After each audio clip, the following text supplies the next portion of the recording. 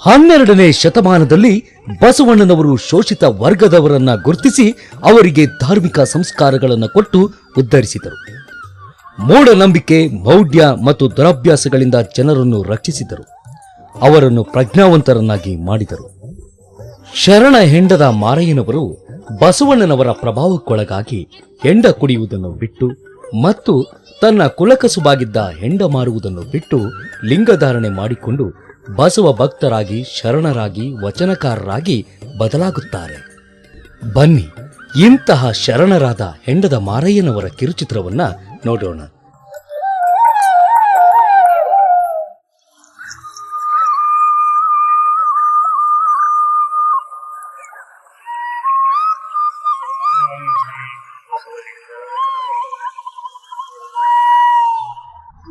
ಓಂ ಶ್ರೀ ಗುರು ಬಸವಲಿಂಗಾಯ ನಮಃ.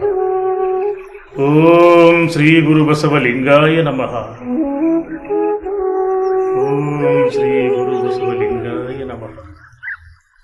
ಓಂ ಶ್ರೀ ಗುರು ಬಸವಲಿಂಗಾಯ ನಮಃ. ಓಂ ಶ್ರೀ ಗುರು ಬಸವಲಿಂಗಾಯ ನಮಃ. ಓಂ ಶ್ರೀ ಗುರು ಬಸವಲಿಂಗಾಯ ನಮಃ.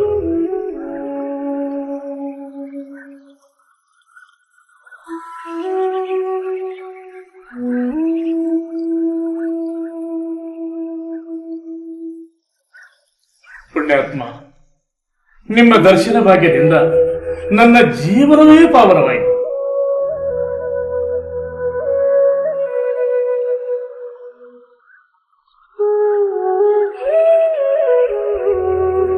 ಇಂತಹ ಕರುಣಾಮಯ ದರ್ಶನ ಭಾಗ್ಯ ದೊರೆತದ್ದು ನಮ್ಮ ಸುಕೃತ ಭಾಗ್ಯವೇ ಸರಿ.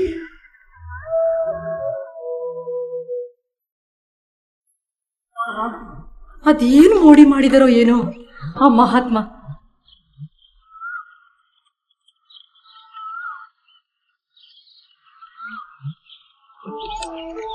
ಹಗಲು ഇരുಳು ಬಸವಣ್ಣ ಬಸವಣ್ಣ ಅಂತ ಕನ್ವರ್ಸ್ತಾ ಇರ್ತೀರಾ.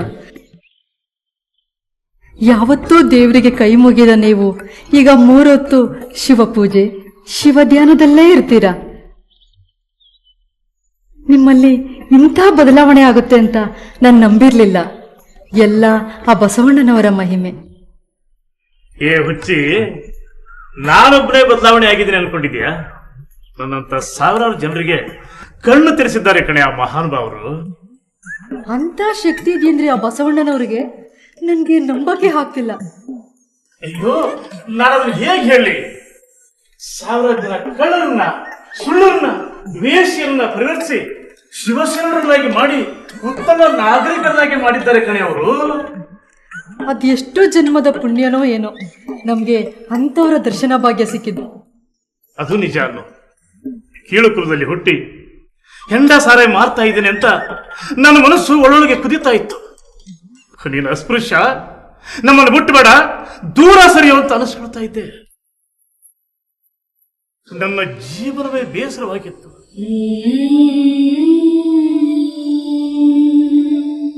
ಅದನ್ನೆಲ್ಲ ದೂರ ಮಾಡಿದ ಆ ಮಹಾನುಭಾವ.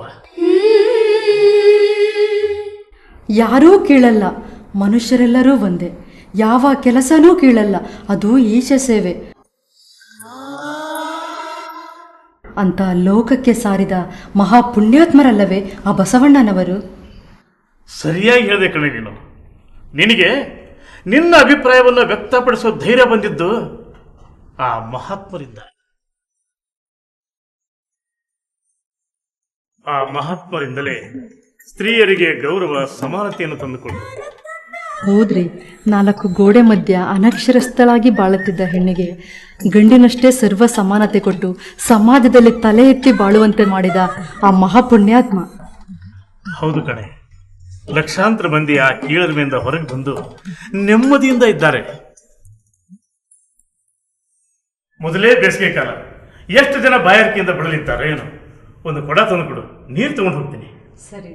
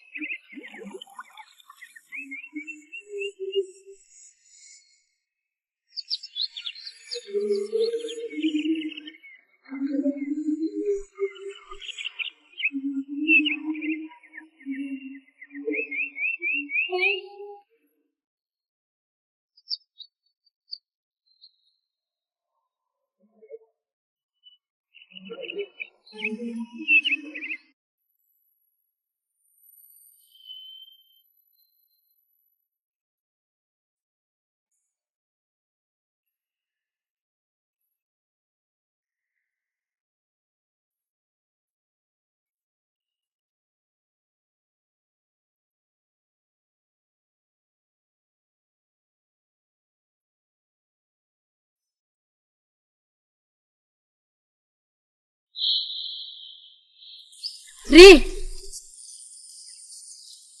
ನಂಗೆ ಬಹಳ ಬಾಯಾರಿಕೆ ಆಗ್ತಿದೆ. ಇಲ್ಲಿ ನೀರು ಎಲ್ಲೂ ಕಾಣುತ್ತಿಲ್ವಲ್ಲ?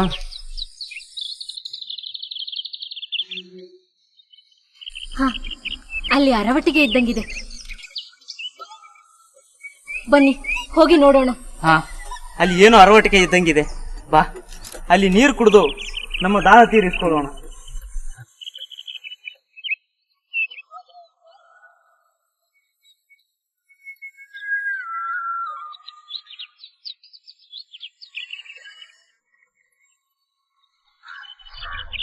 ಬನ್ನಿ ತಾಯಿ, ಮೊದಲು ಆ ಸೌದೆ ಹೊರೆಯನ್ನು ಇಳಿಸಿ.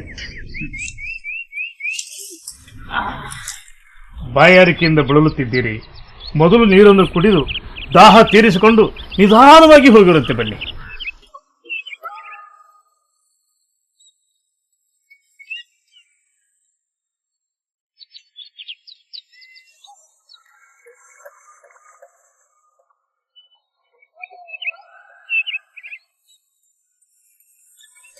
ಈ ನೀರನ್ನು ಕುಡಿದು ದಾಹ ತೀರಿದ ಬಳಿಕ ಸುಧಾರಿಸಿಕೊಂಡು ಹೋಗುವರಂತೆ.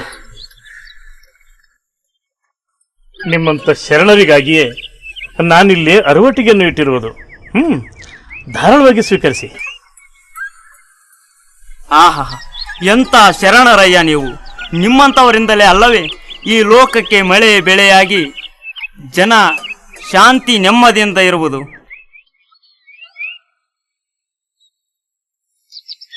ತಮ್ಮ ಹೆಸರೇನು ಅಣ್ಣ? ನನ್ನ ಹೆಸರು ಮಾರಯ್ಯ ತಂಗಿ. ಆ ಬಸವಣ್ಣನವರ ದರ್ಶನದಿಂದ ಹೆಂಡ ಮಾರುವುದನ್ನು ಬಿಟ್ಟು ಈ ಅರವಟ್ಟಿಗೆ ನಡೆಸುತ್ತಿದ್ದೇನೆ. ಈಗ ನಾನು ಬಸವಪ್ರಿಯ ಮಾರಯ್ಯ ಅಂತ. ಆಹಾ, ವ್ಯಕ್ತಿತ್ವಕ್ಕೆ ತಕ್ಕ ಹೆಸರು. ಜನಾಭಿಪ್ರಾಯಕ್ಕೆ ಅಡ್ಡಿಯುಂಟೆ, ಕೊರತೆಯುಂಟೆ? ಸಮಂಜಸವಾದ ಹೆಸರು. ಅಣ್ಣಯ್ಯನವರೇ, ನಿರ್ದಿಷ್ಟವಾದ ಕೆಲಸವನ್ನೂ ಇಲ್ಲದೆ ಸಂಪಾದನೆಯನ್ನೂ ಮಾಡದೆ ಬರೀ ಸೇವಾ ಕಾರ್ಯದಿಂದ ಹೆಂಡತಿ ಮಕ್ಕಳ ಹೊಟ್ಟೆ ತುಂಬುತ್ತದೆಯೇ? ಒಮ್ಮೆ ಯೋಚಿಸಬಾರದೆ? ಎಲ್ಲವೂ ಆ ಶಿವನಿಚ್ಛೆ. ಅವನಾಡಿಸಿದಂತೆ ಆಡುವ ಬೊಂಬೆಗಳು ನಾವು. ಎಲ್ಲವನ್ನೂ ಅವನೇ ನೋಡಿಕೊಳ್ಳುತ್ತಾರೆ. ಅಣ್ಣಯ್ಯನವರೇ, ನೀರನ್ನು ಉಚಿತವಾಗಿಯೇ ನೀಡಿರಿ. ಆದರೆ ಜೊತೆಯಲ್ಲಿ ಹಸಿದು ಬಂದವರಿಗೆ ಮಜ್ಜಿಗೆಯನ್ನೋ ಪಾನಕವನ್ನೋ ಮಾರಿದರೆ ಜೀವನೋಪಾಯಕ್ಕೆ 4 ಕಾಸು ಬರುತ್ತದೆ. ಇದರಿಂದ ನಿರ್ದಿಷ್ಟವಾದ ವೃತ್ತಿಯನ್ನು ಮಾಡಿದಂತಾಗುತ್ತದೆ. ಸಂಸಾರ ಸುಸೂತ್ರವಾಗಿ ಸಾಗುತ್ತದೆ. ಅಲ್ಲವೇ ಅಣ್ಣ? ನಿಮ್ಮ ಮಾತು ಸರಿ. ನಾನು ಈ ದಿನ ನನ್ನ ಹೆಂಡತಿಯೊಂದಿಗೆ ಚರ್ಚಿಸಿ ನಾಳೆಯಿಂದ ಹಾಗೆಯೇ ಮಾಡುತ್ತೇನೆ.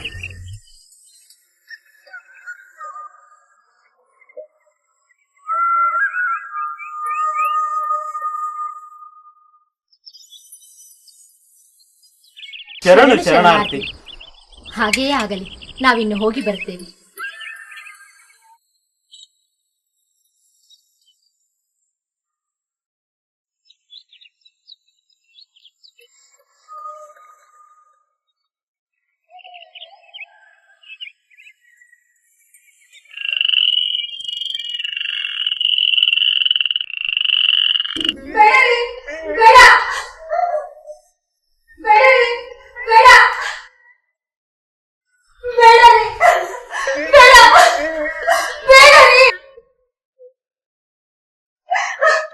ಕೊಡೆ ತಾಳಿನ ಕೊಡಲ್ಲ.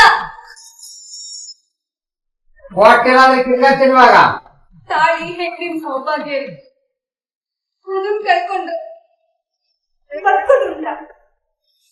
ನೀವೇನಾರ ಮಾಡ್ಕೊಳ್ಳಿ, ಕುಡಿಬೇಡಿ ಅಂತ ಎಷ್ಟು ಬಡ್ಕೊಂಡೆ. ನಾ ಮಾತ್ರ ತಾಳಿ ಕೊಡಲ್ಲ, ಖಂಡಿತ ಕೊಡಲ್ಲ. ಕೊಡಲ್ಲ ರೀ, ಖಂಡಿತ ಕೊಡಲ್ಲ. ಹೊಲ ಮಾರಿದ್ರಿ, ಒಡವೆ ವಸ್ತ್ರ ಮಾರಿದ್ರಿ, ಕೊನೆಗೆ ಈ ಗುಡಿಸ್ಲಲ್ಲಿ ಇರೋ ಮಾಡಿದ್ರಿ. ದಮ್ಮಯ್ಯ ಅಂತೀರಿ, ನನ್ ತಾಳಿ ಮಾತ್ರ ಕೊಡಲ್ಲ.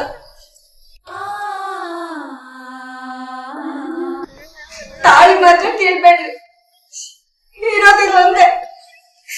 ಇದನ್ನು ಕಿಟ್ಕೊಂಡು ನೀವು ಕುಡ್ಕೊಂಡ್ ಬಂದ್ರೆ ಇಲ್ಲ, ನಾನ್ ಖಂಡಿತ ಕೊಡಲ್ಲ. ಹೆಚ್ಚು ಮಾತಾಡಿದ್ರೆ ಹಲ್ಲು ಉದುರಿಸ್ಬಿಡ್ತೀನಿ. ನಿಮ್ಮ ಅಪ್ಪನ ಗಂಟೆ ಹೋಗಿರುತ್ತೆ, ನನ್ನ ದುಡ್ಡು ನನ್ನ ಆಸ್ತಿ. ಮಕ್ಳು ನೋಡ್ರಿ ಹೆಂಗ್ ಭಯ ಪಡ್ಕೊಂಡವೆ. ಮಕ್ಳು ಮುಖ ನೋಡೋರು ಕುಡಿಯಕ್ ಬಿಡ್ಬಾರ್ದ? ದಮ್ಮಯ್ಯ ಅಂತೀನಿ.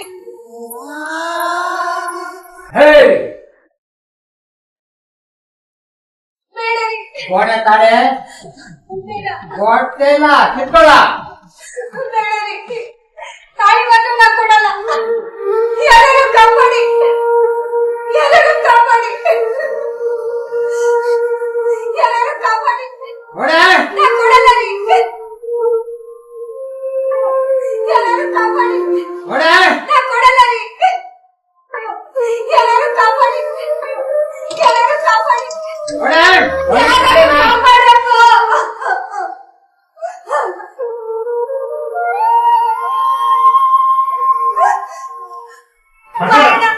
ಏನ್ ಮಾಡ್ತಾ ಇದ್ದೀನಿ? ಮರಣ, ನೀನಾರಾಯಣ ಮರಣ.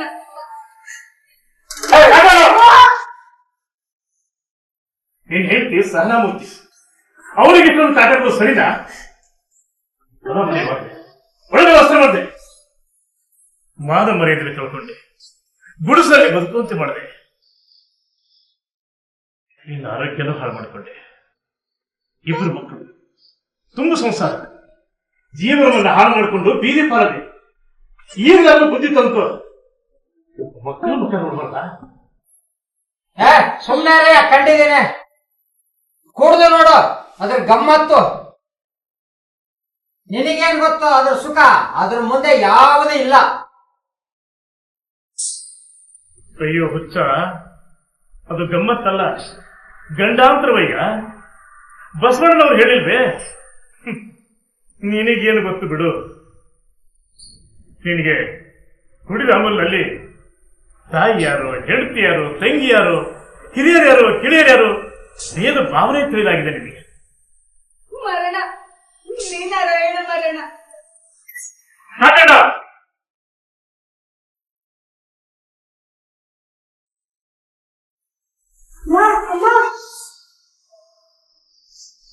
ಅಪ್ಪ, ಅಮ್ಮ ಹೊಡಿಬೇಡಪ್ಪ, ನಾನ್ ಕೆಲ್ಸಕ್ಕೆ ಹೋಗಿ ದುಡ್ಡು ಕೊಡ್ತೀವಪ್ಪ. ಹೌದಪ್ಪ, ನಮ್ಮ ಹೊಡಿಬೇಡಪ್ಪ.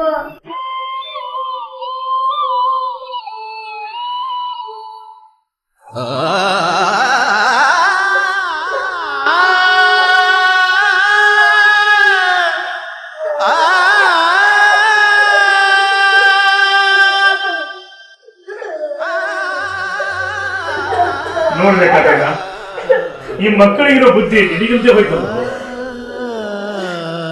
ನಾನೇನ್ ಮಾಡ್ಲಿ ಮಾರಣ್ಣ, ಕಲ್ತು ಬಿಟ್ಟಿದ್ದೀನಿ. ಕುಡಿತ ಬಿಡ್ಬೇಕಾದ್ರೆ ನಾನೇನ್ ಮಾಡ್ಲಿ ಹೇಳು? ಮನುಷ್ಯ ಜನ್ಮ ಪವಿತ್ರವಾದದ್ದು, ಶ್ರೇಷ್ಠವಾದದ್ದು. ಇದನ್ನ ಈ ರೀತಿ ಹಾಳು ಮಾಡ್ಕೋಬಾರ್ದು. ಕುಡಿದು ಕುಡಿದು ಎಷ್ಟು ಬಡವಾಗಿದ್ಯಾ ನೋಡು. ನಾನೇನ್ ಮಾಡ್ಲಿ ಮಾರಣ್ಣ, ಬಿಡೋದು ಕಷ್ಟ. ಮನಸ್ಸು ಮಾಡಿದ್ರೆ ಯಾವುದು ಕಷ್ಟ ಅಲ್ಲ. ನಿನ್ನ ಮಕ್ಕಳ ಭವಿಷ್ಯ ಏನಾಗ್ಬೇಕು? ನೀನು ಹೀಗೆ ಕುಡಿತಾ ಇದ್ರೆ ಕೆಲವೇ ದಿನಗಳಲ್ಲಿ ಸತ್ತೋಗ್ತೀಯ.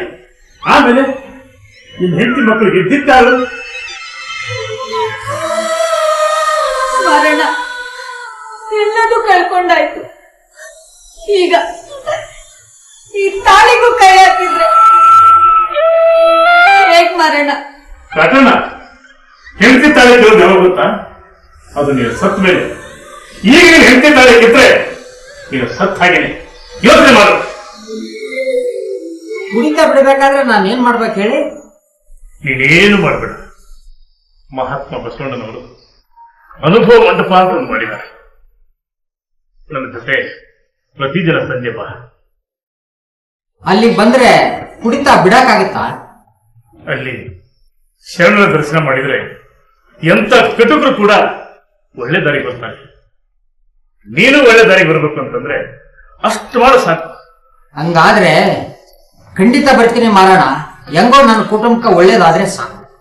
ಖಂಡಿತವಾಗ್ಲೂ ಒಳ್ಳೇದಾಗುತ್ತೆ. ಅಲ್ಲಿ ಬಂದ ಕಳ್ಳರು, ಸುಳ್ಳು, ಕಟುಕರು ಒಳ್ಳೆ ದಾರಿಗೆ ಬಂದಿದ್ದಾರೆ.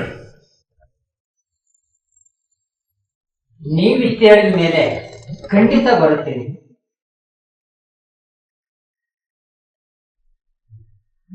ಈಗ ನನಗೆ ತುಂಬಾ ಸಂತೋಷವಾಯ್ತಪ್ಪ.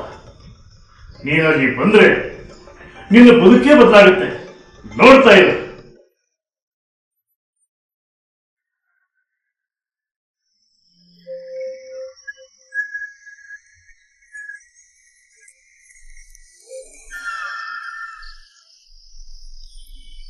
ಹೆಂಗ ಮರ ಹೆಂಡ ಮರ ಬಿಟ್ಟು ಕೆಲ್ಸಕ್ಕೆ ಬರ್ದಾರ ಮಜ್ಜಿಗೆ ಪಾನ್ಕಲ್ ಮಾಡ್ಕೊಂಡಿದೀಯಲ್ಲ, ಗೆಳೀರಂದ್ಮೇಲೆ ನಮ್ಮ ಹತ್ರ ಒಂದು ಮಾತು ಕೇಳಬಾರ್ದ ಮರಣ್ಣ? ಏ ನಿಶ್ಯ, ಅವ್ರ್ಯಾರೋ ಬಸವಣ್ಣನವ್ರಂತೆ. ಇವ್ ತಲೆ ಕೆಡಿಸಿ ಎಂಡ ಮಾರೋದ್ ಬಿಡಿಸಿ ಮಜ್ಜಿಗೆ ಪಾಣ್ಕ ಮಾರಿಸ್ತಾರಂತ. ಓ, ಇವು ಬುದಿ ಬೇರೆ ಕೇಡು. ಕತ್ತಿ ಮಸ್ತಂಗ್ ಮಸ್ಕೊಂಡು ಹಣೆ ತುಂಬಾ ಬೆಳ್ಕೊಬಿಟ್ಟವನೆ. ವಿಭೂತಿಯನ್ನು ತಿರಸ್ಕಾರದಿಂದ ನೋಡಬೇಡಿ.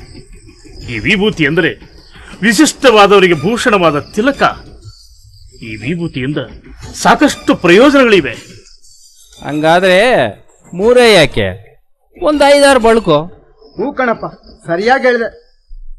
ವಿಭೂತಿ ಮಹಿಮೆ ಗೊತ್ತಿಲ್ಲದ ಅಮಾಯಕ ನಿರಕ್ಷರ ಕುಕ್ಷಿಗಳು ನೀವು. ಸಾಕ್ಷಾತ್ ಆ ಪರಶಿವನ ಹಣೆಯಿಂದ ಭಕ್ತಿ ಭಂಡಾರಿ ಬಸವಣ್ಣನವರ ಹಣೆಗೆ ಬಂತು. ಲಕ್ಷಾಂತರ ಶರಣ ಶರಣೆಯರ ಹಣೆಯನ್ನು ಅಲಂಕರಿಸಿತು.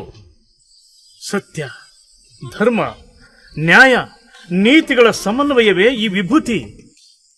ಈ ವಿಭೂತಿಗೆ ಅನೇಕ ರೋಗಗಳನ್ನು ವಾಸಿ ಮಾಡುವ ಶಕ್ತಿ ಇದೆ. ಜಂಗಮರಿಗೆ ಭೂಷಣವಾದ ಈ ವಿಭೂತಿಯನ್ನು ತಿರಸ್ಕಾರದಿಂದ ನೋಡಬೇಡಿ. ಜಂಗಮ ಹಂಗಂದ್ರೇನಣ್ಣ? ಆ ಮ್ಯಾರೋ ಒಸಿ ಬಿಡಿಸಿ ಹೇಳು.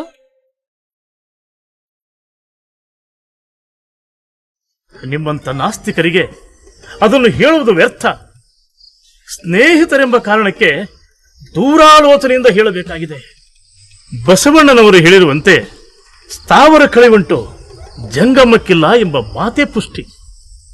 ಕತ್ತೆ ಮುಂದೆ ಕಿನ್ನರಿ ಬಾರಿಸಿದಂತಿದೆ ನನ್ನ ಸ್ಥಿತಿ.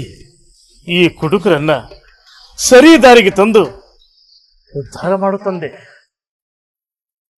ಮಣ್ಣೆಂಬ ಘಟಕದ ಮಧ್ಯದಲ್ಲಿ ಹೊನ್ನೆಂಬ ಸೂರ್ಯ ಹುಟ್ಟಿತ್ತು. ಇತ್ತಲೇ ಉಳಿಯಿತ್ತು ಧರ್ಮೇಶ್ವರ ಲಿಂಗದತ್ತ, ಮುಟ್ಟದಂತಿಲ್ಲ. ನಾಳೆಯಿಂದ ಎಂಡ ಮಾಡ್ತೀಯೋ ಇಲ್ವೋ ಅಷ್ಟು ಹೇಳು ಸಾಕು. ಅವ್ರ್ಯಾರೋ ದೊಡ್ಡ ಮಾಟಗಾರನೇ ಇರಬೇಕು. ಅದೆಲ್ಲ ಬೇಡ. ನೀನು ಏನಾದ್ರೂ ಬಳ್ಕೋ, ಏನಾದ್ರೂ ಧರ್ಸ್ಕೋ, ಏನಾದ್ರೂ ಒದರ್ಕೋ. ನಾಳೆಯಿಂದ ಎಂಡ ಮಾರು. ಅವ್ರ್ಯಾರೋ ಚೆನ್ನಾಗಿ ತಲೆ ಕೆಡಿಸಿದ್ದಾರೆ ನಿನಗೆ. ಗತ್ತು ಗಮ್ಮತ್ತು ಬರ್ದ ಮಜ್ಜಿಗೆನ. ನೀವೇನು ಹೇಳ್ರಿ, ನಾನು ಮಾತ್ರ ಹೆಂಡ ಮಾರೋನಲ್ಲ. ನೀವುಗಳು ಅಜ್ಞಾನದ ಅಂಧಕಾರದ ಕೂಪದಲ್ಲಿ ಬಿದ್ದು ಒದ್ದಾಡ್ತಾ ಇದ್ದೀರಾ. ದಯವಿಟ್ಟು ಕುಡಿಯೋದನ್ನ ಬಿಟ್ಟುಬಿಡಿ. ನಿಮ್ಮ ಹೆಂಡತಿ ಮಕ್ಕಳನ್ನು ಚೆನ್ನಾಗಿ ನೋಡಿಕೊಳ್ಳಿರಿ. ಮಹಾತ್ಮ ಬಸವಣ್ಣನವರ ಶಿವಾನುಭವ ಗೋಷ್ಠಿಗೆ ಸೇರಿ ನಿಮ್ಮ ಜೀವನವನ್ನು ಪಾವನ ಮಾಡಿಕೊಳ್ಳಿರಿ. ನಿಜ, ತಲೆ ಕೆಟ್ಟಿರೋದು ನಿಜ. ಹೌದು, ಇವನು ಬಸವಣ್ಣ ಅಂತಾನೆ, ಶಿವ ಅಂತಾನೆ, ಕಾಯಕ ಅಂತಾನೆ. ನನ್ಗೆ ಯಾಕೋ ಇವನ್ ತಲೆ ಕೆಟ್ಟಿರೋದು ನಿಜ ಅನಿಸ್ತೈತೆ. ನಿನ್ನ ಹೆಸರೇ ಸಂಶಯ, ಅನ್ಮಾನ್ವೇ ನಿನ್ ಬಂಡವಾಳ. ಲವ್ ಬೇರೆ ಅಟ್ಟಿಲ್ ಕುಡಿಯೋಣ ಅಂದ್ರೆ ರೊಕ್ಕ ಬೇರೆ ಇಲ್ಲ, ಇವನ ಹತ್ರ ಬೇರೆ ಮಜ್ಜಿಗೆ ಪಾನಕ. ಹೌದು, ತಲೆ ಗಿರ್ರನೆ ತಿರುಗ್ತಾ ಇದೆ. ಹಾಗೆ ಆಗ್ಲಿ, ನಾಳೆ ಅನುಭವ ಮಟ್ಟಕ್ಕೆ ಬರ್ತೀವಿ.